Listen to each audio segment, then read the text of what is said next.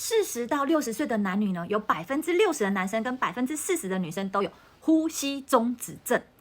如果你的另外一半有呼吸中止症怎么办？你可以尝试下列的4种方法，尤其是第4种，我还真的从来没听过呢。你可以尝试第一个，尝试侧睡。你有没有发现有人睡觉的时候打呼，你把他推侧睡，他就不打呼了。